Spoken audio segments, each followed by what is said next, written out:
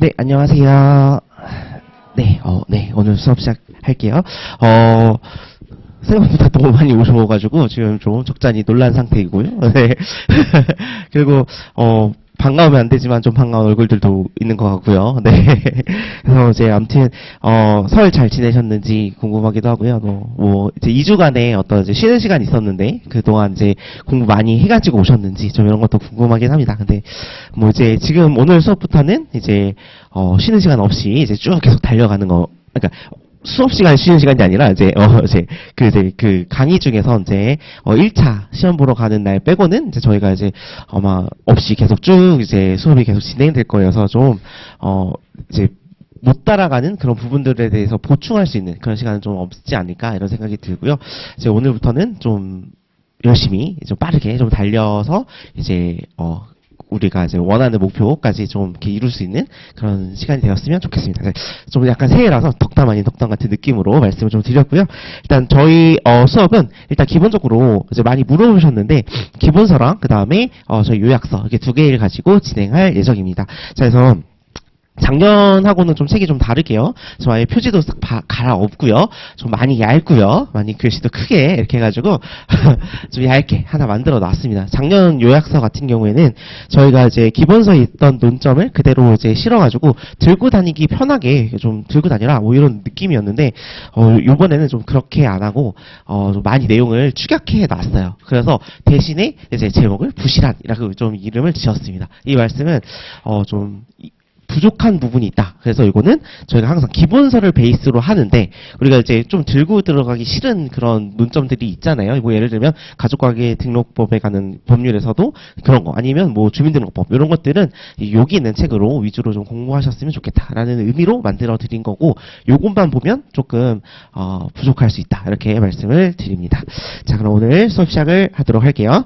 일단 제 소개는 대충 말씀을 드리면 저는 평가사이고 공인중개사를 따긴 했는데 공인중개사는 개업하진 않았고요. 이제 평가사로 이제 거의 이제 6년 정도 된 것 같아요. 그리고 이제 행정사는 작년에 이제 취득을 했고 이제 올해 한 5월, 6월 이쯤에는 개업하지 않을까 이렇게 생각이 들어요. 그래서 개업하게 되면 또 이제 거기서 있는 많은 일들을 가지고 여러분들한테 좀 얘기를 좀 해드릴 수 있을 것 같아서 좀 개업을 한번 해보자 이렇게 좀 생각을 하고 있고 제가 좀 주력으로 하려는 부분은 아무래도 이제 부동산 관련된 행정이라든지 아니면 이제 토지 행정이라든지 이런 쪽이랑 그 다음에 이 절차로 나눠서 가져갈 수 있는 것들을 제가 한번 먼저 선언적으로 해보고 그 다음에 그런 부분들이 이제 영업이 잘 되고 되면 이제 여러분들한테 말씀을 좀 드려볼게요. 보면 중간에 보시면 우리가 행정규제기본법 같은 경우에도 규제 특례 받는 부분들 있잖아요. 그래서 이런 부분들은 대행할 수 있지 않을까 이런 좀 생각이 있어가지고 이런 거 좀 해보고 나중에 여러분들에게 이제 실례를 좀 드릴까 이렇게 생각 중입니다. 아무튼 저는 이제 아무렇게나 불러주셔도 돼요. 평가사님 이렇게 해도 되고 행정사님 이래도 되고 교수님 이래도 되고 아무렇게나 불러주셔도 됩니다. 네.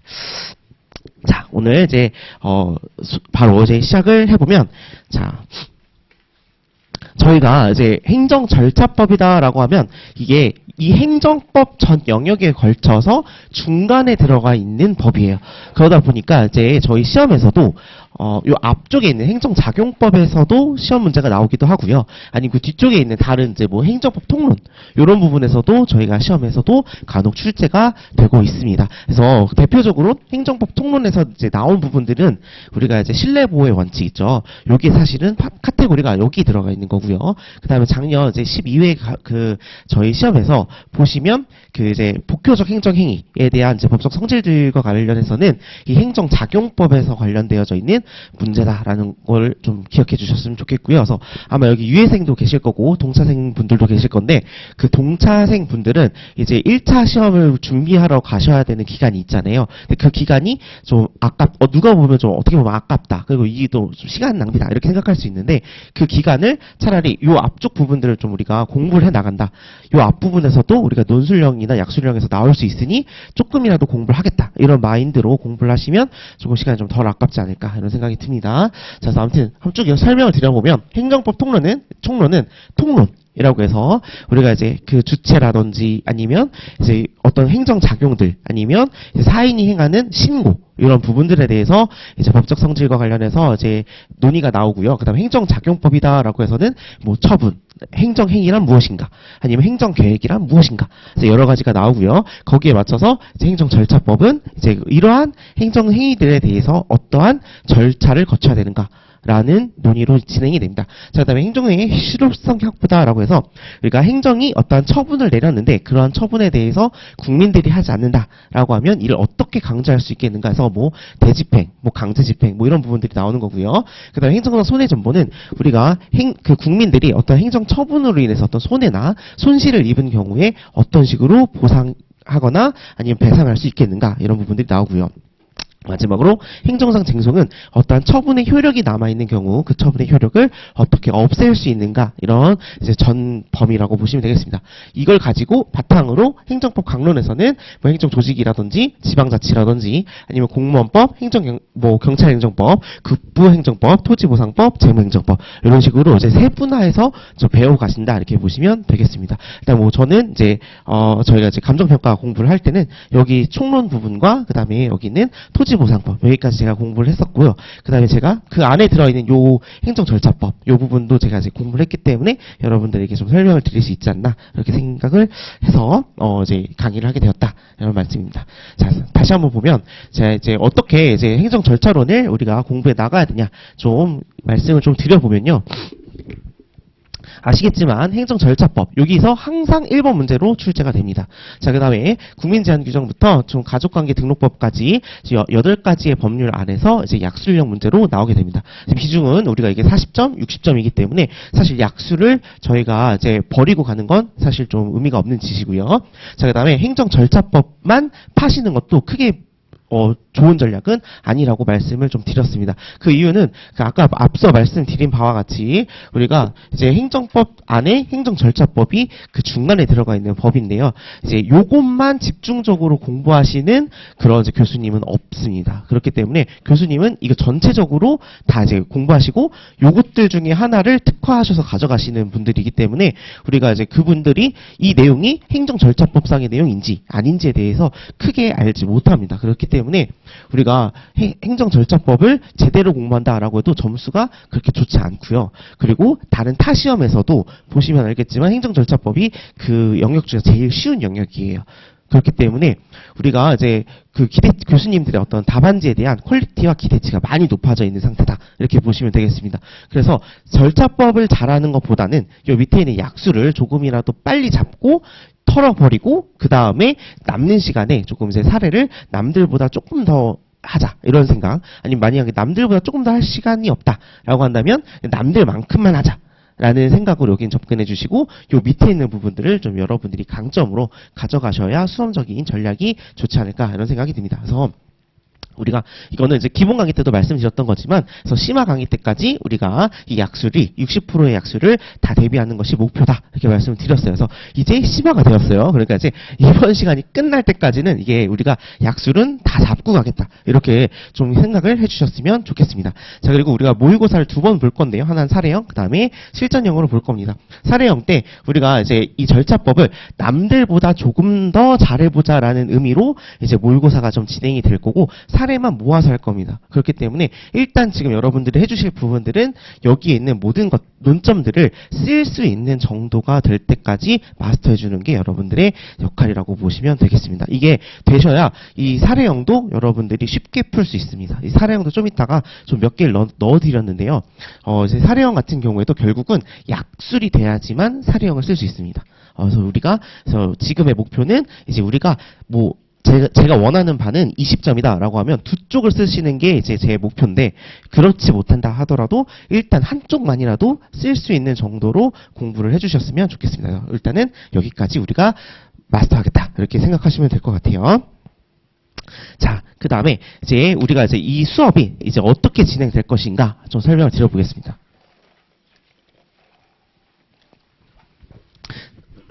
자, 우리가 일단 아까 말씀드린 것처럼 제가 책은 일단 기본서랑 그 다음에 요약서 이 두 개를 가지고 저희가 이제 수업을 진행을 할 겁니다. 근데 우리가 기본서에 있는 것들은 아시겠지만 자, 저희 책 보시면 뭐 아무거나 하나 펴보셔도 돼요. 자, 보시면 이렇게 논점으로 정리가 되어 있는 부분들이 있습니다.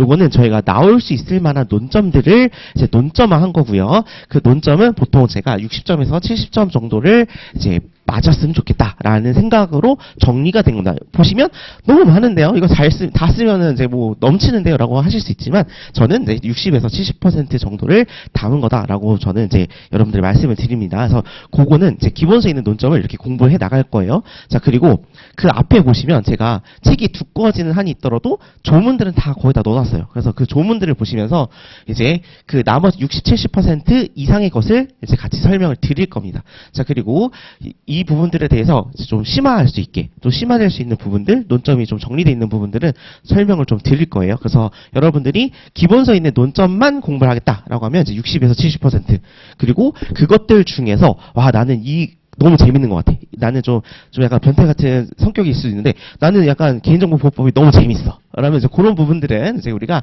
조문이나 아니면 좀 심화되어져 있는 내용들, 정리되어 있는 것들을 보시면서 좀 내용을 채워가지고 강점이 될 수 있는 논점들을 이제 본인들이 몇 개는 추려가시면 좋겠습니다.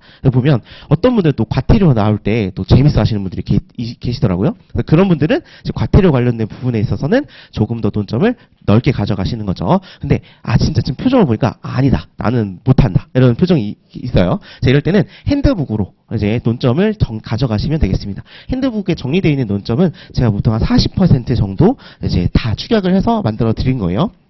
그래서 요걸 가지고 이제 여러분들이 3개를 가지고 어떤 거는 그냥 기본서에 있는 논점, 요건 좀 강점이 될 수 있다. 그러면 조금 더 가져가시고, 만약 그게 아니라 난 너무 힘들다 라고 할 때는 우리가 이제 핸드북에 있는 논점 이렇게 해서 총 3가지를 가지고 본인에 맞게 커스터마이징해서 이제 시험장에 단권화 하셔가지고 가시면 된다 이렇게 말씀을 드리고요.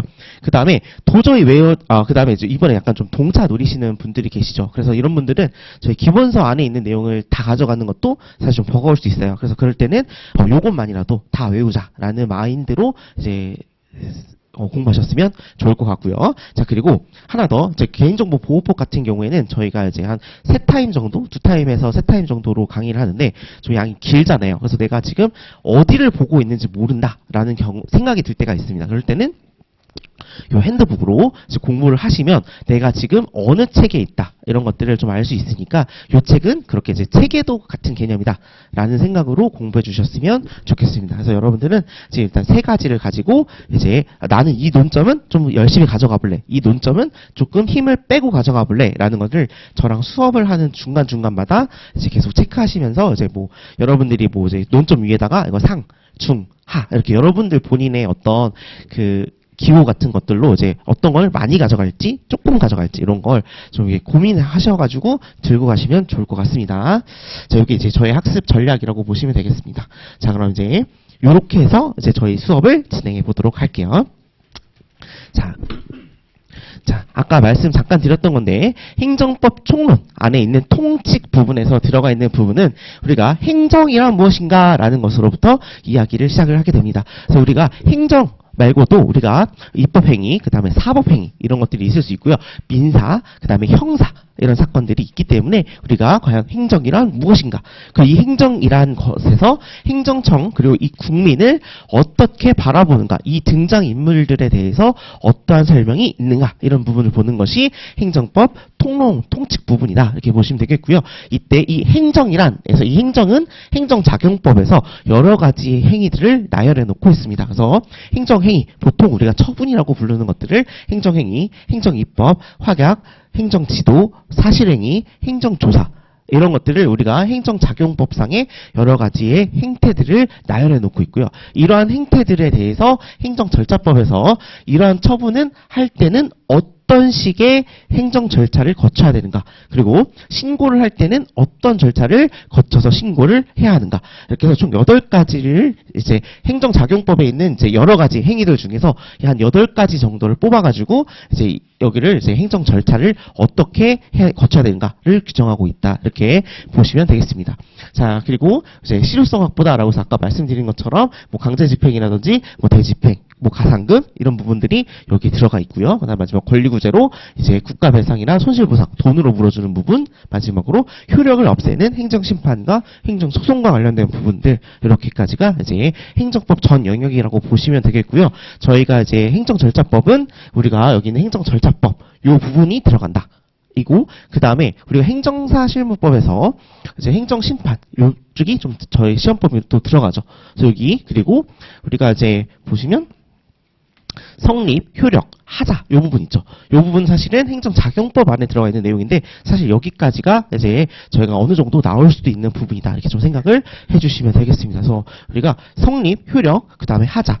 그래서 이 효력과 관련해서 우리가 이제 행정절차법에서 절차를 거치지 않았을 때 이 효력이 어떻게 되는가 이런 게 가끔 나오죠. 그래서 이게 아무래도 절차법과 행정절차론이라고 해서 론이라고 묶어서 요 범위까지도 저희가 좀 커버하고 있다 이렇게 생각하시면 될 것 같습니다. 그래서 요 부분도 이제 공부하시는 중간중간 조금 앞에 1차 좀 찾아보시고 공부해 보시면 좋을 것 같아요. 자, 그 다음 보시면 자 이제 앞에서부터 시작을 해보겠습니다.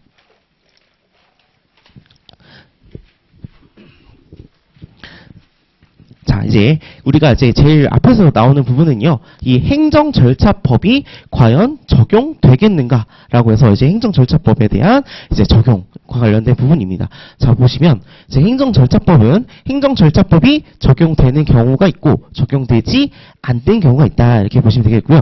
행정절차법이 적용이 되게 되면 행정절차법 안에 있는 지금 적어드려 있는 이렇게 있는 이제 행정 절차가 적용이 되고 행정 절차법 안에 규정되어 있는 여러 가지 뭐 처분의 절차라고 해서 뭐 공통적 절차 아니면 수익적 절차 아니면 침익적 처분에 대한 절차 이런 것들이 적용이 되겠느냐 아니면 적용되지 않는다라고 하면 행정 절차법에 있는 내용이 아니라 그 개별 법령에서 규정되어 있는 행정 절차를 어떤 절차들을 거쳐야 한다 이런 겁니다. 그래서 우리가 가장 첫 번째 논점은 우리가 행정 절차법이 적용되겠느냐 적용되지 않겠느냐 이런 게 제일 중요한 부분입니다. 만약 적용되지 않는다라고 하면 우리가 그 개별 법전만 보고 그 개별 법 안에서 어떤 이제 있는 어떤 절차들을 거치면 이제 적법하게 되는 것, 절차적으로 하자가 없는 것이고요. 자, 그 다음에 행정절차법이 적용이 된다라고 하면 그 개별 법령상에 규정되어 있는 절차와 그 다음에 행정절차법에 규정되어 있는 절차를 모두 거쳐야지만 절차를 거친 것으로 보겠다. 이렇게 생각을 해주시면 되겠습니다. 그래서 예를 들면 우리가 뭐 서초구청장 같은 경우에 뭐 예를 들어 식품위생법상에 어떤 이제 미성년자에게 주류를 판매했다. 그래서 영업정지 처분을 내리게 됩니다. 그러면 식품위생법이라고 하는 그 개별 법령 여기서는 식품위생법 요 법 안에서 규정되어 있는 절차만 거치면 되는 것인지 아니면 이게 행정절차법이 적용이 되어서 여기에 규정되어 있는 절차 플러스 이제 절차법 에 규정되어 있는 절차까지 모두 거쳐야 하는 건지 이런 것들이 가장 중요한 부분이다 이렇게 보시면 되겠습니다. 그래서 여러분들이 어떤 상담을 해주실 때 어떤 법정 상담을 해주실 때 어떤 처분을 내렸대 이러한 처분을 받았대 이렇게 했을 때 그 처분이 적법한 절차에 의해서 내려진 처분이냐라는 걸 판단할 때는 일단 그것의 직접적인 근거 법령을 먼저 찾아보고 아 거기 있는 절차는 거쳤네. 자, 그럼 이 상황에서 우리가 행정절차법이 적용되는 상황이다라고 한다면 행정절차법 상에 있는 내용까지도 절차까지도 거쳐야지만 적법한 절차야 이렇게 상담해 줄 수 있다 이렇게 보시면 되겠습니다. 요 내용이 이제 적용 범위다 이렇게 보시면 되겠고요. 자, 그래서 이제 우리가 논점은 일단 맨 처음에 적용되겠는가 이제 이게 1번 논점이다 이렇게 보시면 되겠습니다. 한번 1번 논점부터 보시면요. 자, 행정절차법이 방금 말씀드린 것처럼 행정절차법이 적용되지 않는다라고 하면 그 개별 법령에서 정한 절차만 따르면 됩니다. 그런데 우리가 행정절차법이 적용이 된다라고 한다면 행정절차법의 규정을 별도로 같이 따라야 한다 이렇게 보시면 되겠습니다. 그러면 행정절차법이 적용되지 않는다면 그 근거가 되는 법령을 살펴서 그 절차를 적법하게 거쳤는지만을 검토하는데 행정절차법이 적용이 된다면 행정절차법에서 규정한 절차를 거쳤는지를 추가적으로 검토를 해야 한다 이런 의미고요. 그러면 그런 의미에서 이 논점이 실익이 있다 이렇게 보시면 되겠고요. 그럼 왜 행정절차법을 어떨 때는 적용을 하고 어떨 때는 적용하지 않느냐라고 한다면 개별 법령에서 그 절차를 강화해 놓고 있거나 그 특성에 따라서 약화시켜 놓거나 이럴 수 있습니다. 그래서 그런 것들 때문에 어떤 강한 절차를 요구하는 경우도 있고 덜 거쳐도 되는 경우들도 있기 때문에 기본적으로는 세팅을 해놓고 어떤 거는 적용하지 않는다. 어떤 거는 적용을 한다. 이렇게 지금 구분을 하고 있다. 이렇게 보시면 되겠습니다. 자, 저희 논점 볼게요. 자, 이렇게 보시면 페이지 다 적어드렸으니까 이 페이지 보시면 됩니다. 기본서 페이지 28페이지 보시면 되겠어요.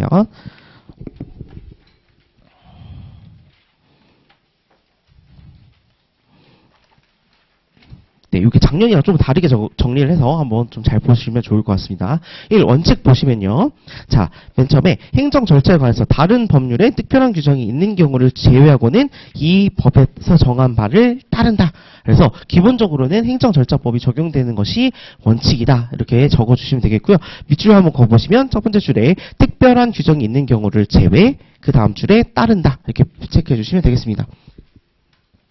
자, 그런데 행정절차법에서는 이와 같은 사항에서는 우리가 행정절차법을 적용하지 않는다. 이렇게 정리를 하고 있고요. 자, 보시면 적용 예외사항이라고 해서 제1 보시면 제3조 제1호부터 제5호까지에 관련된 사항에 대해서는 행정절차법이 적용되지 않는다. 이렇게 정의하고 있습니다. 자, 보시면 자, 밑줄 거 보시면 자, 첫 번째 행정부 외 국가기관 관할에 속하는 고유한 행위.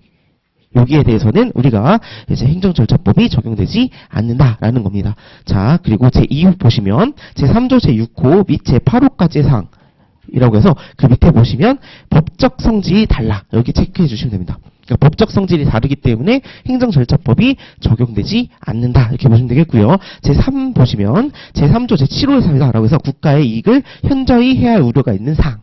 여기도 밑줄 그어주시면 되겠습니다.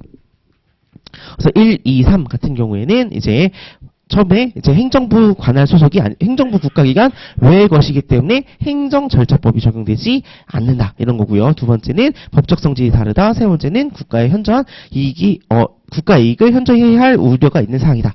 예를 들어 보면 뭐 국방이라든지 외교 이런 것들이 되겠습니다. 자, 그리고 4 보시면 제 9호라고 해서 보시면 체크해 보시면 첫 번째 줄에 병역법 그리고 그 옆에 보시면 외국인, 그 줄에 공무원 인사, 그리고 그 다음 줄에 이해 조정. 요 네 가지 경우에 그 다음에 보시면 동그라미 1부터 있어요. 보시면 중간에 곤란, 그 다음에 필요가 없다고 인정, 그 줄에 준하는 절차. 그래서 우리가 병역법에 따른 징집 및 소집, 아니면 외국인의 출입국, 난민, 귀하 혹은 이제 공무원 인사관계 법령에 따라서 그 밖에 처분 아니면 이해 조정을 목적으로 하는 내용들에 대해서는 행정 절차를 거치기 곤란하거나 거칠 필요가 없다고 인정을 하거나 이에 준하는 절차를 그 개별 법령에서 만들어 놓은 경우에는 행정 절차법은 적용되지 않는다. 이렇게 해서 자, 지금 보시면 1, 2, 3과 4 요거의 차이점은 1, 2, 3은 이러한 행위에 대해서는 적용이 되지 않아 이고요. 4 같은 경우에는 이러한 사항에서 플러스 그다음 행정 절차를 거치기 곤란하거나 거칠 필요가 없다고 인정을 하거나 이에 준하는 절차를 이제 규정해 놓고 있는 경우 이 두 가지가 만족이 되어야지만 행정 절차가 적용되지 않는다. 이렇게 보고 있습니다. 그래서 여기서 보면 1, 2, 3 같은 경우에는 이러한 행위들에 대해서는 아니야. 이렇게 되어 있기 때문에 논란의 여지가 거의 없어요. 그래서 보통 시험에 나오는 부분은 이 4번이 제일 많이 나온다라고 보시면 되겠고요. 그래서 진짜 내가 못 쓰겠다 하더라도 1, 2, 3은 못 쓰더라도 4는 꼭 써야 된다. 이렇게 말씀을 드릴 수 있고요. 지금 보시면 외국인의 출입국 난민 인정 및 귀하 이 부분과 관련해서 우리가 이제 그 가수 유승준의 이제 출입국에 대한 비자 거부 사건과 관련해서 이 부분이 이제 사례용으로 출제될 수 있는 부분이기 때문에 이 부분은 꼭 써주셔야 된다. 이렇게 보시면 될 것 같습니다. 그래서 사는 제일 중요한 부분이다. 이렇게 보시면 되겠어요. 네, 자, 그 다음에 한 장 그래서 앞에 넘겨서 27페이지 잠깐 봐주시고요. 그래서 여러분들이 일단 요거는 기본 세팅으로 28쪽에 있는 거는 기본 세팅으로 암기를 해 주셔야 될 것 같고요. 만약 여기서 내가 조금 더 살을 붙이겠다라고 하면 여기 보시면 1호부터 5호까지 사항이다 라고 하면 여기 1호부터 5호까지 있습니다. 요 내용을 조금 예를 들어서 이렇게 보시면 뭐 행정부 외 국가기관 관할에 속하는 국가기관의 고유한 행위에 대해서는 행정절차법의 적용이 배제된다. 일단 이렇게 외우시고 그 다음 만약에 여러분들이 시험장에 갔는데 이게 내가 좀 강점으로 가져갈 수 있는 부분이고 내가 조금 더 쓰겠다. 혹은 여기가 100점이 지금 뭐 20점, 30점, 40점 이렇게 늘어날 수도 있는 거잖아요. 늘어나게 된다면 여기 있는 걸 예를 들어 국회의 의결을 거치거나 동의 또는 승인을 받아서 행하는 사항 뭐 법원 또는 군사법원의 재판에 의하거나 그 집행으로 행하는 사항 등에 대해서는 배제하고 있다고 규정하고 있다. 뭐 이런 식으로 이 부분을 늘려 쓰시면 된다. 이렇게 말씀을 드립니다. 자, 근데 이 부분들 좀 살펴보면요. 어떤 내용이냐라고 하면 일단 그러니까 국회 있고요. 그 다음에 행정부, 다음에 법원, 그 다음에 헌재, 그 다음에 선관위, 그 다음에 저기 보시면 감사원.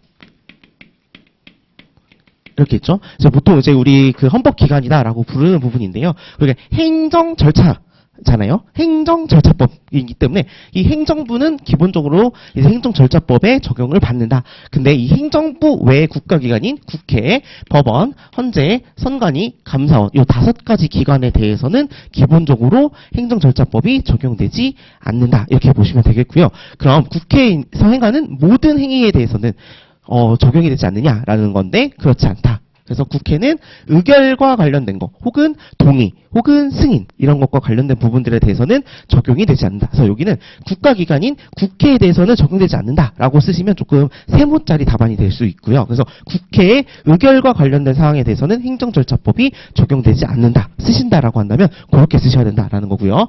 그 다음에 법원 관련해서는 법원의 재판과 관련된 부분에 대해서는 그 행정재판과 관련된 그들의 절차와 관련된 개별 법령이 있기 때문에 그 법령을 따르면 되지 행정절차법은 적용되지 않는다. 이렇게 보셔야 됩니다. 자, 다음에 헌재는 헌재의 결정이라고 부릅니다. 현재 결정. 그 다음에 선관위의 의결과 관련된 부분, 그 다음에 감사원의 결정과 관련된 부분들에 대해서는 행정절차법은 적용되지 않는다. 이렇게 보시면 되겠고요.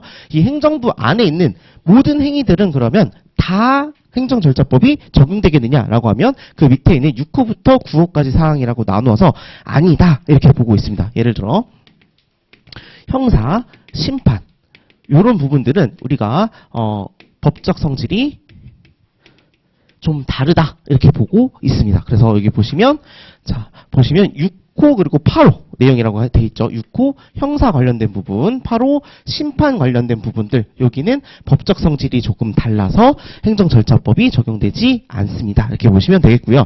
보시면 이 8호 같은 경우에는 되게 많이 들어가 있지만 행정심판이 가장 포인트입니다. 그리고 여기 있는 심사청구, 해양안전심판, 조세심판, 특허심판 이런 것들은 다 특별행정심판이라고 여러분들이 그 행정사 실무법에서 배우셨을 거예요. 그래서 여기 나머지들은 특별행정심판이다 이렇게 쓰셔도 됩니다. 그래서 행정심판 및 특별행정심판과 관련된 절차에 대해서는 행정절차법이 적용되지 않는다 이렇게 쓰시면 되겠고요. 자, 그 다음에 보시면 이제 국방, 외교 관련된 부분에 대해서도 행정절차법상의 내용이 절차법이 적용되지 않는다. 이렇게 보시면 되겠습니다. 이 국방과 외교 관련된 부분들은 국익에 현저히 해할 우려가 있는 사항이기 때문에 안 된다. 이런 내용이고요. 그 다음 마지막 9호에 있는 사건 같은 경우에는 이제 병역, 그 다음에 외국인, 그 다음에 공무원 인사 이해 조정을 관련해서 행정 절차를 거치기 곤란하거나 필요가 없다고 인정하거나 아니면 이에 준하는 절차를 규정해 놓는 경우.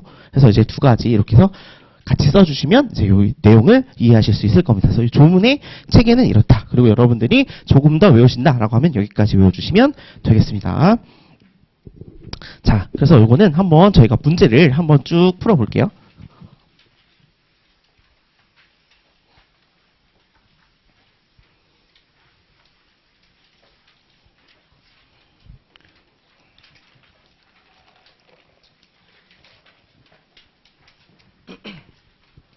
자, 이게 제 9회 때 나왔던 제 행정절차법에 대한 적용과 관련해서 문제가 나왔던 사례형 문제이고요. 이제 여러분들이 사례형 문제를 쓰실 때는 어떻게 쓰시면 되냐라고 하면, 자, 보시면 일단 여기는 이제 뭐 문제 제기 혹은 논점의 정리 이런 식으로 이제 첫 번째 목차를 적어주시면 되고요. 보통 우리가 서본결이라고 하죠. 그래서 여기가 이제 서론 이라고 보시면 되겠습니다.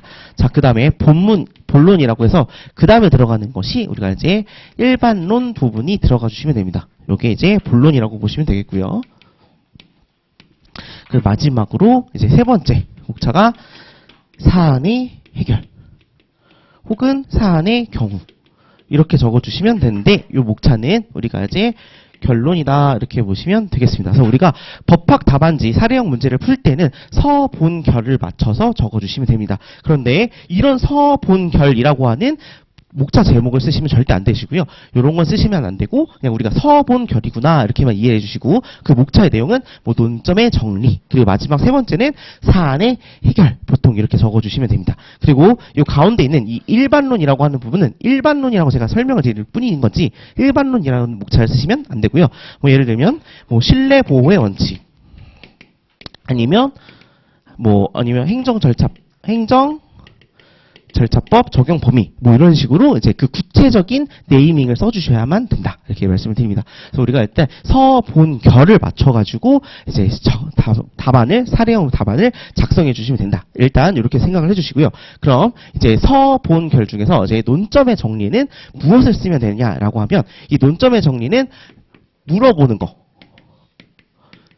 그리고 논점 요거를 이제 정리해서 써주시면 됩니다. 그래서 말 그대로 그 논점을 이 사례에서 어떤 논점이 문제가 된다라는 것들을 적어주는 게 이제 논점의 정리라고 보시면 되겠고요. 마지막에 있는 사안의 해결이다라고 하는 부분은 우리가 이 논점에 대한 답을 적어주는 겁니다. 그래서 우리가 법학답안지는 자문자답 이렇게 생각하시면 됩니다. 여기서 어떻게 되겠는지를 내가 살펴보겠다. 그래서 이렇다. 그래서 물음과 답. 이거 두 개를 같이 적어주시는 게 우리 법학답안의 가장 기본적인 세팅이다. 이렇게 보시면 되겠고요. 요 안에 있는 내용은 우리가 이제 약술형 하듯이 그대로 쓰시면 됩니다. 그냥 우리가 사례형이 어렵다라고 하는 것은 우리가 약술형 문제 같은 경우에는 뭐 신뢰보호의 원칙에 대해서 설명하시오. 이렇게 되어 있어서 그 주제에 대해서 바로 물어봅니다. 문제에서.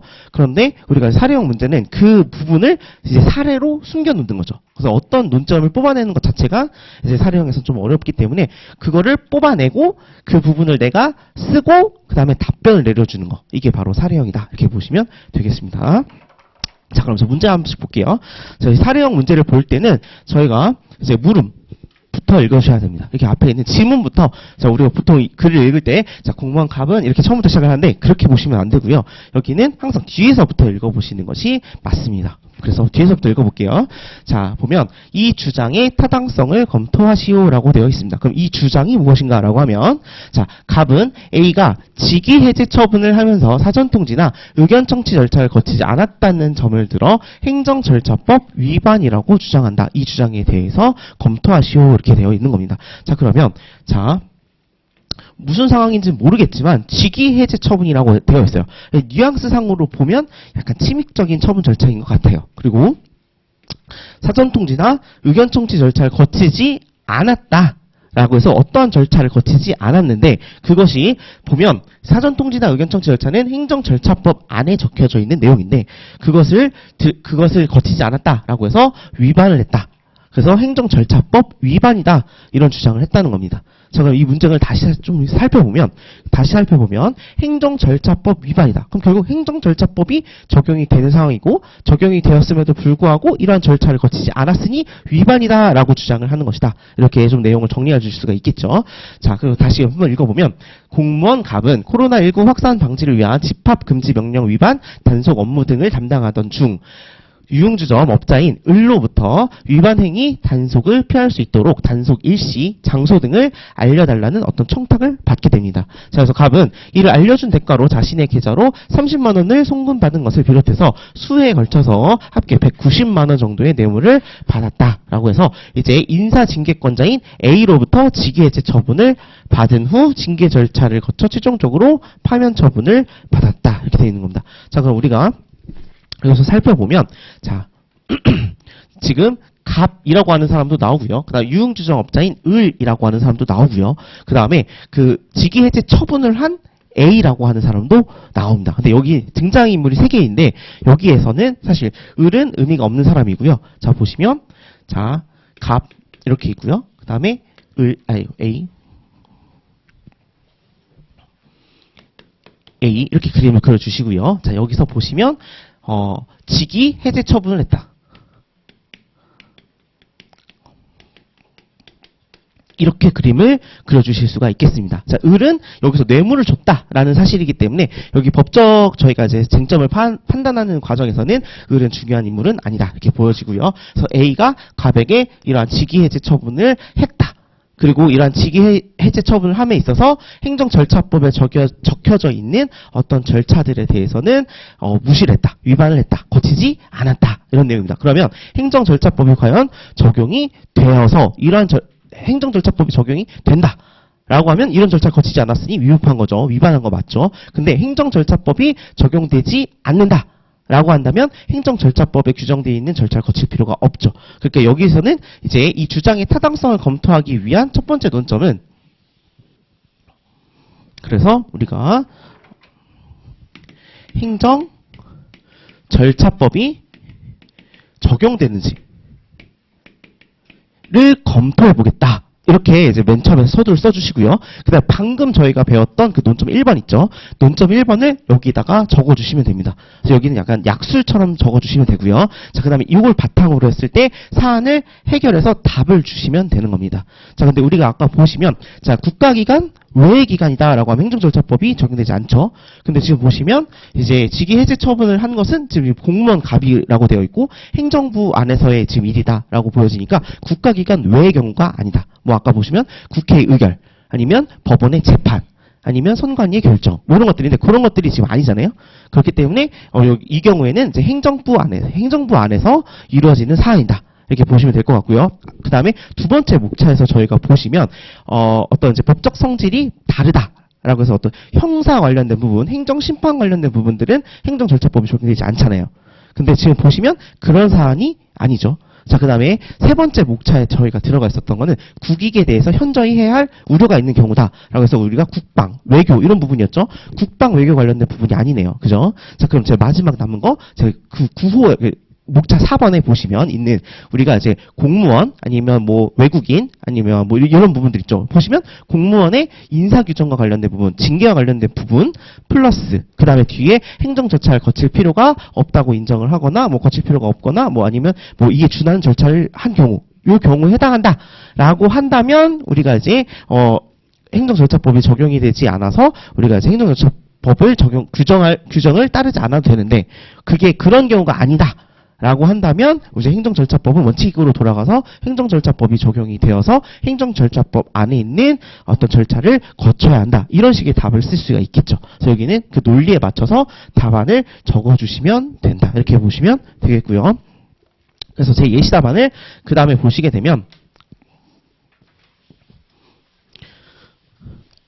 그래서 맨 처음에 논점의 정리 이렇게 되어 있습니다. 그래서 이 논점의 정리는 물음 1과 2를 같이 쓴 건데 여기서는 물음 1만 읽어보시면 됩니다. 그래서 공무원 갑이 뇌물을 스스로 직위해제 처분을 받은 사안에서 물음 1과 관련해서 직위해제 처분이 공무원 인사관계 법령에 따른 징계 처분으로 행정절차법의 적용이 배제되는지 우리가 살펴보겠다. 이렇게 적어주시면 되겠고요. 자, 행정절차법의 적용이 배제되는지 여부 이렇게 해서 우리가 아까 봤던 우리가 그 약술하듯이 이렇게 쭉 갖다 쓰시면 됩니다. 근데 전 여기서 목차를 넣을 때 제 3호, 1호부터 제 7호의 사유 우리는 지 1, 2, 3 세 개의 목차로 썼는데 여기는 배점이 10점밖에 안 됩니다. 10점이면 저희가 한쪽 쓰는 거잖아요. 그러니까 이게 목차를 계속 늘리다 보면 양이 늘어나기 때문에 그냥 한 그 문단으로 묶었다 이렇게 생각해 주시면 되겠어요. 그래서 보시면 행정부 외 국가기관 관할에 속하는 국가기관의 고유한 행위, 법적 성질이 달라서 특별한 절차가 필요한 행위 혹은 국가의 이익을 현저히 해야 할 우려가 있는 행위에 대해서는 행정절차법의 적용이 배제된다. 이렇게 쓰시고 우리가 중요한 건 요거 구호의 사유가 제일 중요하다고 했죠. 요거는 묶지 말고 이렇게 하나를 보여주시는 겁니다. 보여주시면 병역법에 따른 징집 소집, 외국인에 대한 출입국, 난민 귀화, 그다음에 공무원 인사관계 법령에 따른 어떤 징계, 그 밖의 처분, 이해 조정을 목적으로 하는 법령에 따른 알선 주소 이렇게 있는 처분 등에 대해서는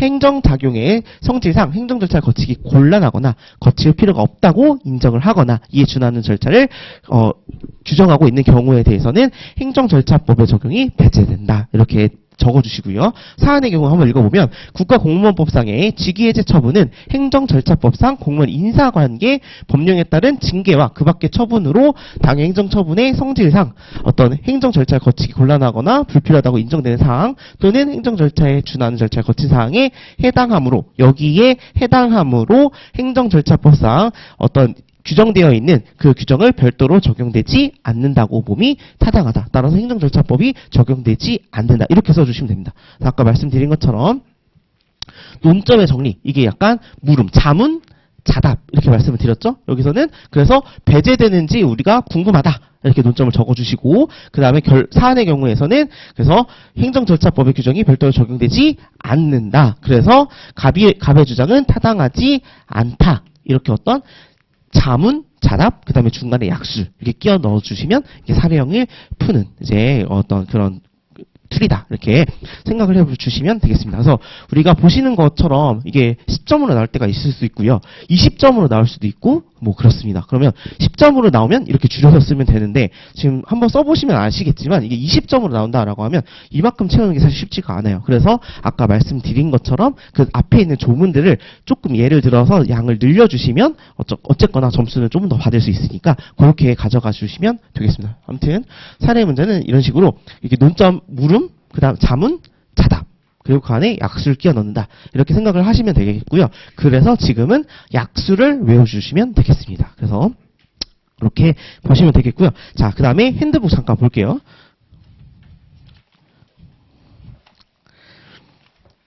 저희가 핸드북은 저희가 보시면 16페이지에 나옵니다.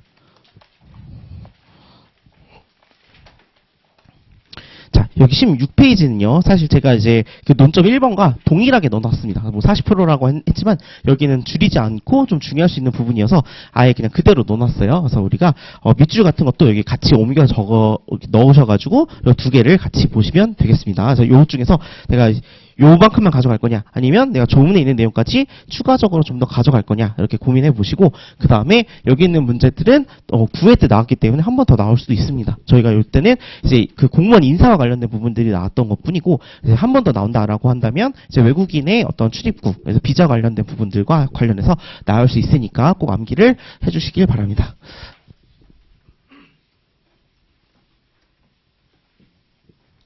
자, 이렇게 해서 사례를 풀시면 되고요. 자, 그 다음 보도록 하겠습니다. 자, 그래서 행정절차법이 적용이 된다라는 전제하에 이제 행정절차법을 앞에서부터 보기 시작을 하면 되겠습니다.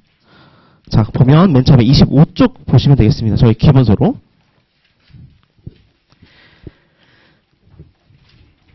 자, 목적은 여러분 한번 읽어보시면 좋습니다. 보면 이 법은 행정 절차에 관한 공통적인 사항을 규정을 하여 국민의 행정 참여를 도모함으로써 행정의 공정성, 투명성, 신뢰성을 확보하고 국민의 권익을 보호함을 목적으로 하고 있다라는 거고 우리가 이런 이제 목적 같은 경우에는 우리가 진짜 뭔가 답안을 써야 되는데 쓸 말이 없다 할 때 꼭 쓰는 부분들이 있기 때문에 이 부분은 한번 읽어보시고 이제 내가 챙겨갈 수 있는 부분들은 가져가시면 되는데 행정절차법에서 원래 없다가 들어간 부분들은 이제 행정의 참여를 도모한다. 라는 부분들이 들어갔습니다. 그래서 이런 것들 때문에 우리가 국민제한 규정이 행정절차법 산하로 들어오게 되고 그래서 우리가 시험법이 된 거죠. 그래서 우리가 행정 참여 이런 부분들 들어가 있고 결론적으로 이 이유는 목적은 뭐냐라고 한다면 국민의 권익을 보호하는 것이 목적이다. 이렇게 보시면 되겠습니다. 그다음에 정의 보시면 이제 1호 보시면 이제 1호부터 이제 7호까지 있는 사항들은 다 암기해 주셔야 됩니다. 자, 행정청이다라고 하면 행정에 관한 의사를 결정해서 표시하는 국가 또는 지방자치단체의 기관을 말한다. 그 밖에 법령 또는 자치법규에 따라 행정 권한을 가지고 있거나 위임 또는 위탁받은 공공단체 또는 그 기관이나 사인이라고 해서 뒤에 있는 부분은 공무수탁 사인이라고 줄여서 부르죠. 그래서 이런 것들까지가 다 행정청이다라고 보시면 되겠습니다. 자, 그 다음에 처분이라고 하면 우리가 포인트 삼아야 되는 부분들이 좀 끊어서 읽어보시면 처음에 행정청, 그래서 행정청입니다. 그리고 행정청에 관한 이제 구체적 사실에 관한 이 부분, 그 다음에 법 집행이다. 그리고 공권력의 행사, 그리고 거부, 그 밖에 이에 준하는 행정작용을 말합니다. 자, 그래서 우리가 이걸 보시면 행정청이 행하는 이라고 해서 어떤 행정청이 무언가를 바라는 이 사안 아까 관련된 사안에서 이거고 여기서 한번 보신다면 자 아까 다시 그림을 그려보면 자 공무원갑 그 다음에 A 직위 해제 처분이죠. 이게 과연 처분이 맞느냐라고 확인을 해본다라고 한다면 행정청이 행하는 이잖아요. 그러니까 이 A는 행정청이 맞는지 확인해 봅니다. 보면 A는 그 인사 및 징계권자인 A라고 했으니 그런 적법한 권한을 가진 행정청이 맞아요. 그래서 행정청이 맞는지를 또 확인해 보려고 한다면 그 위에 있는 행정청에 있는 그 정의를 확인해 보시면 됩니다. 자, 보시면 행정에 관한 의사를 결정해서 표시하는 국가 또는 지방자치단체 기관이다라고 돼 있죠. 그래서 여기에서는 이 사람이 어떠한 이제 뇌물을 수수했다.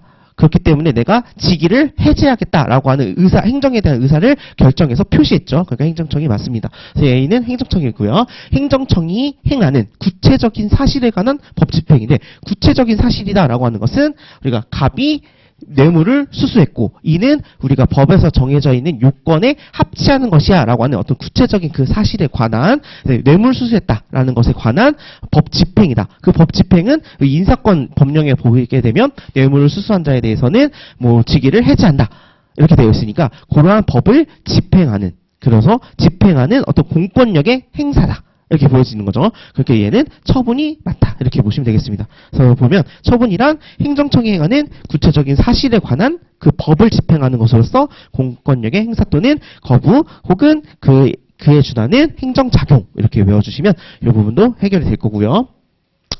그래서 우리가 이제 공부하실 때는 이렇게 사례형 푸실 때는 어떤 사례를 볼 때 그 물어보는 것만 보지 말고, 아 여기선 처분이 뭐지? 여기선 행정청이 뭐지? 여기에서는 어떤 절차를 또 거칠 수 있지? 물어보지 않았지만 그 사례를 가지고 좀 여러분들이 상상을 하시면서 이제 좀 더 접근을 하시면 조금 사례가 많이 느실 겁니다.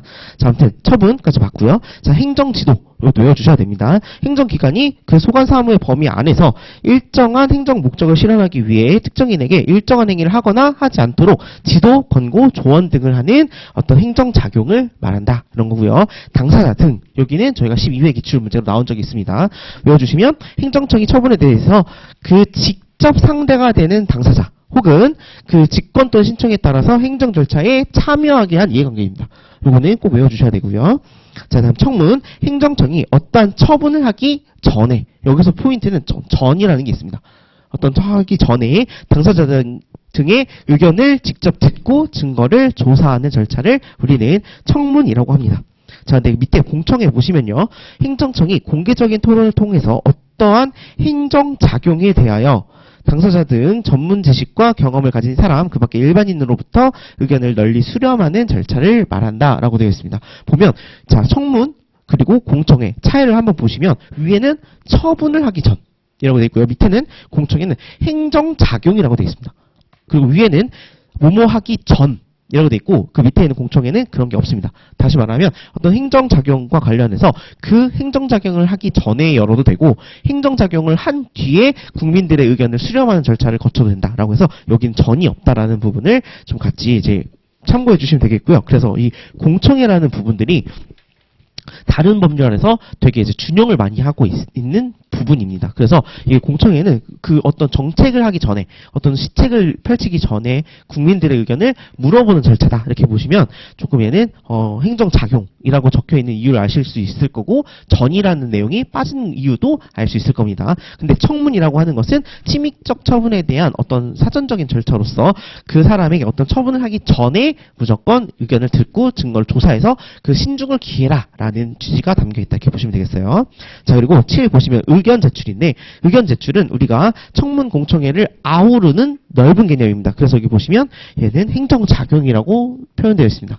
그래서 청문은 처분이라고 되어 있고, 공청회랑 의견 제출은 행정작용이라고 되어 있습니다. 근데 의견 제출은 뭐뭐 하기 전에 라고 해서 행정작용을 하기 전에 당사자 등이 의견을 제시하는 절차다라고 되어 있어서 청문이나 공청회에 해당하지 않는 절차를 말한다 이렇게 되어 있어서, 전이라고 들어가 있는 것은 우리가 청문 그리고 의견 제출 이렇게 두 개의 부분에만 뭐뭐 하기 전에 이렇게 들어가 있으니, 이 부분은 이제 그 뒤에는 조사도 다 외워주셔야 되지만 이런 디테일한 부분들까지 포인트 삼아서 다 암기해 주셔야 됩니다. 아무튼 1호부터 7호까지는 다 암기 부탁드리고 있고요. 그래서 요거를 저희가 이제 핸드북 보시면 핸드북 14페이지 보시면 거기에 정의 다 넣어놨습니다. 그래서 요 정의는 1호부터 7호까지 있는 거 다 암기해 주셔야 되고요. 그것 말고도 그 밑에 뭐 행정협업이라든지 아니면 확약 11, 12 여기까지 다 외워주셔야 됩니다. 자, 11 같은 행정협업 보시면, 행정협업이란 다른 행정청과 공동의 목표를 설정하고 행정청 상호 간의 기능을 연계하거나 시설, 장비 및 정보 등을 공동으로 활용하는 것이 우리는 행정협업이라고 부릅니다. 이 행정협업은 우리가 이제 사무관리와 관련해서 연결되는 부분이니까 여기서 하나 외워놓고 가시면 뭐 사무관리에서 뭐 쓰실 일이 있을 겁니다. 자, 그 다음에 확약. 확약이란 법령 등에서 당사자가 신청할 수 있는 처분을 규정하고 있는 경우, 행정청은 당사자의 신청에 따라 나서 장래에 어떠한 처분을 하거나 하지 않을 것을 내용으로 하는 의사표시를 말합니다. 어떤 약속의 의사표시라고 보시면 되겠습니다. 내가 이런 것을 해줄게. 이런 것을 하지 않을 거야. 라고 하는 어떤 약속이라고 보시면 되겠습니다. 그래서 1일부터 7호까지 그리고 11, 12 다 암기해 주시면 되겠습니다. 자, 그 다음에 우리가 이거 같이 볼 때요. 자, 비교하는 개념들로 같이 제가 적어놓는 부분들인데요. 보시면 행정청이다라고 하면 어떤 행정에 관한 의사를 결정해서 표시하는 국가기관, 지방자치단체의 기관 등을 말합니다. 자, 그래서 이거는 우리가 행정청이라고 부르는 건데 요거랑 좀 차이가 있는 것들이 행정주체, 행정기관 많이 들어보셨을 겁니다. 자, 행정기관이다라고 하면 보통 사무관리에서 보통 주제로 많이 나옵니다. 주체로 많이 나옵니다. 그래서 여기는 이제 그 뭐가 다르냐 이렇게 보면 일단 행정주체다라고 하는 것은 이제 우리가 민법에서 보면 법인이라고 보시면 되겠습니다. 그냥 그 법인이다, 그 기관이다. 예를 들면 여기서는 뭐 서울시 이렇게 됩니다. 어떤 서울시가 어떠한 내용으로 어떤 처분을 하는 거죠. 근데 그러한 의사를 어떤 이제 서울시는 이제 그 법인이라고 보면 되는데 이제 행정청은 그것을 결정해서 표시해주는 기관입니다. 어떻게 보면 이거는 뇌라고 보시면 될 것 같아요. 뇌 혹은 입, 뭐. 이렇게 보시면 될 것 같아요. 실질적으로 그러한 행동을 하는, 그러한 처분에 대해서 처분을 바라는 주체를 우리가 이제 행정청 이렇게 부르면 되겠습니다. 그럼 행정기관은 뭐냐라고 하면 이 서울시 밑에 여러 가지 기관들이 있겠죠. 우리가 서울시 하면 제일 먼저 떠오르는 게 서울시 시장이 있겠죠.